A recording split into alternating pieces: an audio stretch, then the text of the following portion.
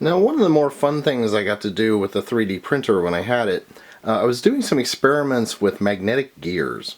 And now, when you think of gears, most of us think of these things. This is a spur gear. So it's a wheel, it's got a bunch of teeth around the edge, and it turns on a central axis. And if you take a second gear and mesh up the teeth, then you turn one gear and it turns the other. So it's a way of transferring rotational motion from one object to another. And you can do fun things like transferring linear motion to rotational motion with this kind of system, which is known as a rack and pinion. And spur gears and this kind of thing have worked great for mankind for thousands of years. But the problem with spur gears is that they actually have to contact each other.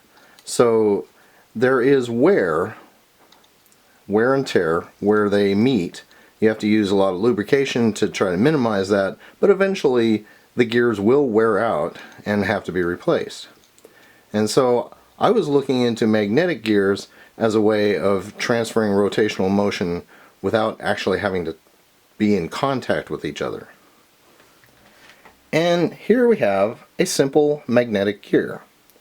Just like a spur gear, it's circular, it's mounted to rotate on its central axis, but instead of teeth, it has 8 magnets, 8 permanent magnets mounted on the outside circumference of the wheel.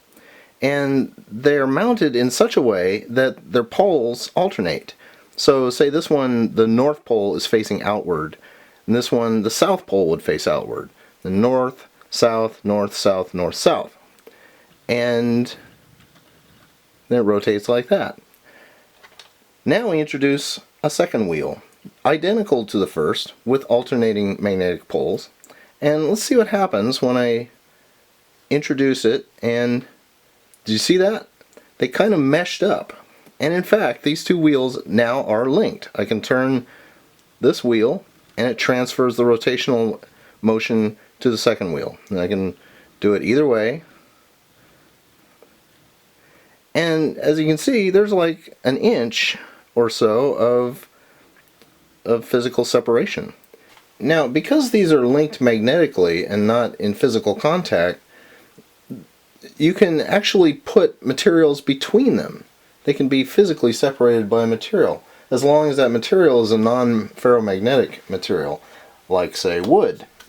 What I have here is a 1/2 inch piece of plywood, and I'm going to place it right between the two wheels, and as you can see, it still works fine.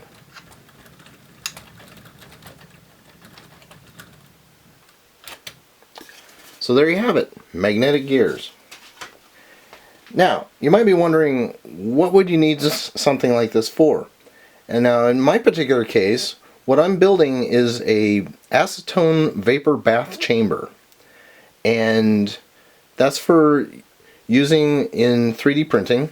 Like, I don't know if you can see this or not, but there are all these striations. This is a very rough surface. And you can probably hear it. You can kind of think of 3D printing as creating a stack of pancakes. It's not a straight, smooth wall. But I could take this object and put it in an acetone vapor bath for 2 to 3 hours, and that wall would be as smooth as glass.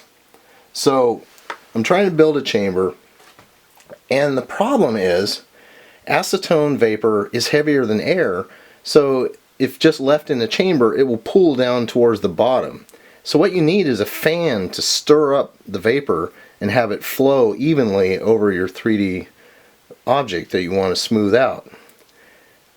Unfortunately, I can't just put a fan with a motor on the inside of the chamber. And the reason for that is that acetone vapor is extremely flammable. And electric motors can create little sparks.